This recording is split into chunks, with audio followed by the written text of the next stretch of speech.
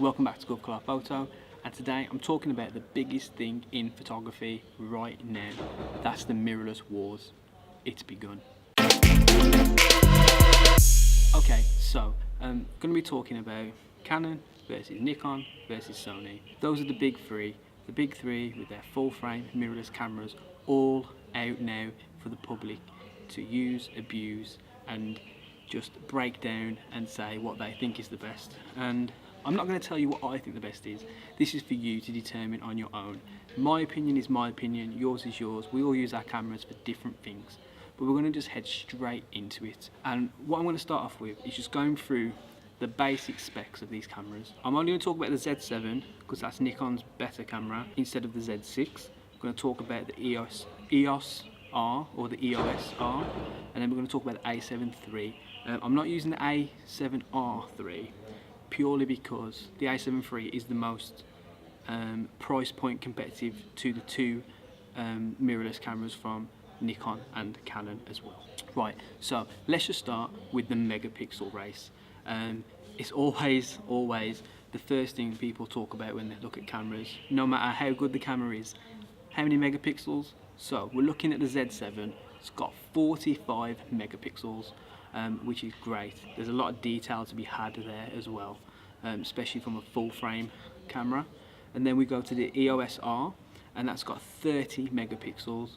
So it's not got as much, but I believe anything over 24 megapixels is really good enough for anything. And then you go to the A7 III. The A7 III has got a 24 megapixel sensor on it, which isn't the best compared to the other two, but have you heard anyone complain about the quality of the Sony images coming out of their mirrorless cameras? No. So it just goes to show that just because the Nikon has brought out something with twice as many megapixels, it's not going to make a huge difference to what you see with your eye. It's just going to mean you can zoom in a bit more and keep more detail in the image, and when you're doing landscapes you'll get a bit more detail. But honestly, at 24 megapixels it's not out of the game at the first hurdle. Now the second thing that I think a lot of people find important in cameras is the frames per second that they shoot stills. So we go back to the Z7 and you will see that it's got 5.5 frames per second, and then it can be pushed up to 9 frames a second as well, with some electronic shutter thing that they do. With the EOS R, that's got 5 frames per second, and that can move up to 8 frames a second with the same sort of features. And then the A7 III, that's just got 10 frames per second off the bat, which is beastly, to be honest with you. Absolute beastly. So it brings it back with frames per second that it can hold as well, and that's because it's got a little less information than the other two to have, so then it can shoot higher frame rates as well. The most important thing to me is the lens lineup, and that's why I'm still shooting with my Canon DSLR, because I feel like they've got the best lenses at this moment in time. So when you go to the Nikon mirrorless now, with the full frame mirrorless Nikon I've got out, it's got 3 native lenses they brought out with it. They will bring a native adapter, but it's only got 3 to start with. You go to the EOS R, it's only got 4 to start with. You go to Sony, now they've had a 5-year jump on the game. Sony have got a whole bag of native lenses, third-party lenses with a native mount on them as well.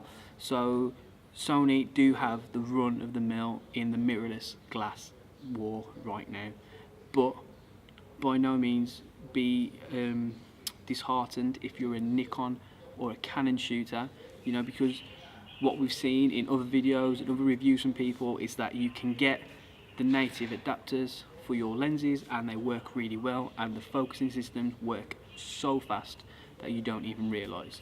So be sure to go check out other people for things like that, because then you will see how good the adapters can be. So you don't have to rush out and get rid of all your glass. You just invest in that adapter until you can get that mirrorless glass and lighten up your load a little bit. This is something that I'm a little bit disappointed in, to be honest, because I would like to see it in a Canon camera. But the Z7 has got the in-body image stabilization, the Canon one doesn't, and then the Sony one does as well. We would say that the Canon's missing out on that, but then when you look at lens stabilisation as well, it's not the worst thing in the world. Now, this is the biggest bone of contention that a lot of people have come out with: SD card slots. The Z7 from Nikon has one XQD slot. First of all, it's got one slot. Second of all, XQD. Nobody has XQD. We'll see how Nikon get on with that in this camera. The Canon has got one slot, and that's for an SD, and one SD slot. And SOny A7iii, the A7iii, pardon me, that's got two SD card slots. Honestly, I don't care how many card slots, as long as I can put one card in, I'm happy, because that's all you need. But we'll talk about that in a different video. When it comes to SD card slots, they all have one. One has two. Happy days, you can save your images to a memory card. Here's the final part: screen type. This is where Canon beats the other two.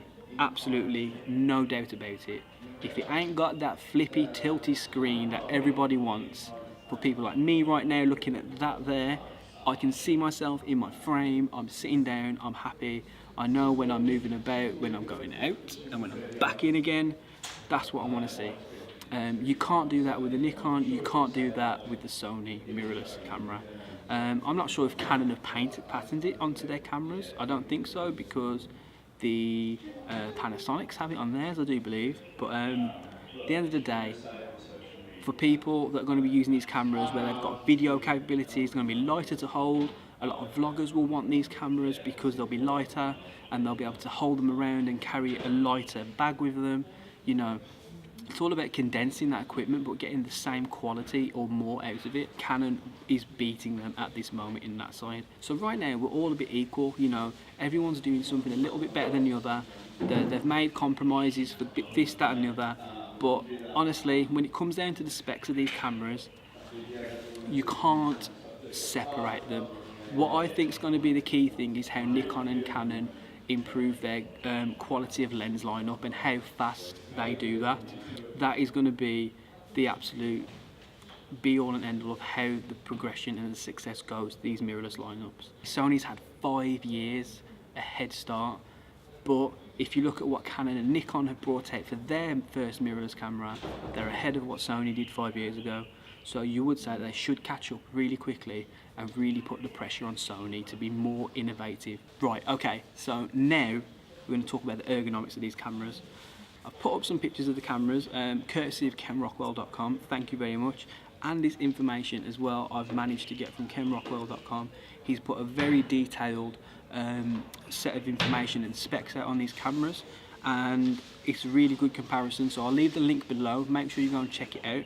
But now I'm going to talk about the ergonomics of these cameras. Nikon, right, they're staying close to that DSLR look. If you look at how they've got the little red line and the actual grip and the way the trigger is, the shutter button is placed on there, it's very reminiscent of what they do with their DSLRs. It's still got that feel of a DSLR, it's still got the look of a DSLR, but it's all in a lighter, smaller, even though it's still a big size body, mirrorless body. So you've got more to come from that. Canon, just the same. If you look at the grips on these things, they've got good grips. They're using good rubber on them. Everything ergonomically is looking good in terms of the Nikon and the Canon. When it comes to the Sony, the feedback has always been they're a little bit boxy in the hand. They're a little bit too smooth. The buttons aren't as pronounced as the other brands that are out there. But at the end of the day, they're still performing well, and it's been the only mirrorless camera up to date that people can have full frame capabilities on and do the things they need to do with. So in that respect, Sony now have to up their game, because Nikon and Canon have got tried and tested ergonomic shapes that they use with their grips and the way they make these cameras and lenses, and Sony now has to play catch up on that side of the game. If we have a look at the top of these cameras as well, if we have a look at Nikon and Canon first, you can see that they've gone for like a Hasselblad type kind of thing, where they've got that little LED display on there, whereas before it was just that little, like, I don't know, I call it the Pro display because it was only put on Pro cameras really. But it looks really smart, it's a really good design feature. Sony stuck to the more traditional route with theirs 5 years ago, and they've continued that throughout. I think you see it on the Fujis as well. Fuji have these on theirs. We're not talking about Fujis today because they don't have a full frame mirrorless camera, but Canon, Nikon, I think they've really upped the game with the way that they've put their top screen to see everything on, with the details and everything. And then we look at the dials as well. You see that Canon have gone, like, they've gone a lot more minimalistic with the dial setup. It's completely gone. It's got a mode button there. It's still got the thumb dial on there for you to change things around, but you don't have the buttons or an actual mode setting dial on there anymore. Nikon have kept that, Sony have kept that too. So you can really see Canon have gone for a really dramatic design change. They've thought about these mirrorless cameras for a long time. They've put a lot of time and effort into the design, and they're actually making sure these mirrorless cameras don't get mixed up with DSLRs. They're talking about making sure these are distinct cameras, these well-designed cameras, ergonomically good to hold in the hand and brilliant to use. And at the moment the feedback is that they're absolutely right on what they've done. We talk about the screens, they've all got touch screens, they've all got great EVFs. I'm not going to go into too much detail about that because they've all got good ones on them. When we go to the back of the camera, you see that Canon again have gone more minimalised. All the buttons are pretty much gone. There's no little nubbin anymore. The nubbin is the joystick for those that don't call it a nubbin. I don't call it a nubbin either, but apparently that's what they're called. The joystick's gone. You've still got the D-pad where you can do the settings and everything, but everything is down to touchscreen and the two little arrow buttons that are on there. Nikon have stayed a bit more traditional. They still have the little joystick and everything else, and same with Sony as well. So they've kept it to a more of a DSLR theme on the back.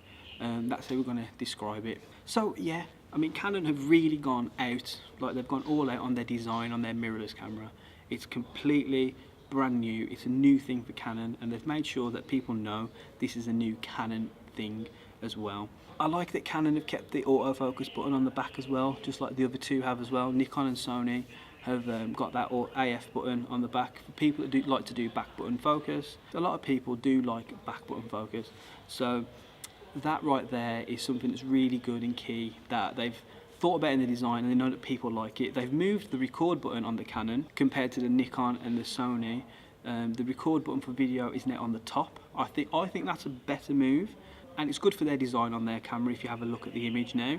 But also if we flip to the Nikon, they've still got the same sort of button setup. It's good for familiarity with Nikon users. They're not going to feel too put out by switching to a mirrorless system if they choose to do so. At the same time, they've kept it simple. I think they've kept it simple on purpose, because with Nikon, you know, it's still a new market for them, as well as it's for Canon.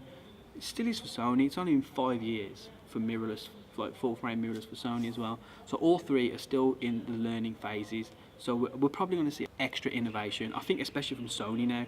I think Sony are now going to really push the boat out, because Canon and Nikon have come up like trumps with what they've brought to the game. So we'll see what happens there. Down to camera design, I do like the Canon. I'm a Canon shooter. I like the way the lenses look as well. These lenses look very, very sexy. I like the way the Nikon is as well. I do feel like the Sony is a bit boxy. Always has been to me. I thought about switching over once and I didn't really like it. But yeah, that is what the mirrorless game is looking at right now. Leave a comment below. Tell me which one you think is the better camera for you and why. Tell me how you shoot and which camera is going to best suit you, because eventually we're all going to move over to mirrorless. Mirrorless will take over, because it's all we're talking about right now. Anyone that doesn't want to get into that game is just kidding themselves and delaying the inevitable. I'm going to leave it with that. Please leave your messages below.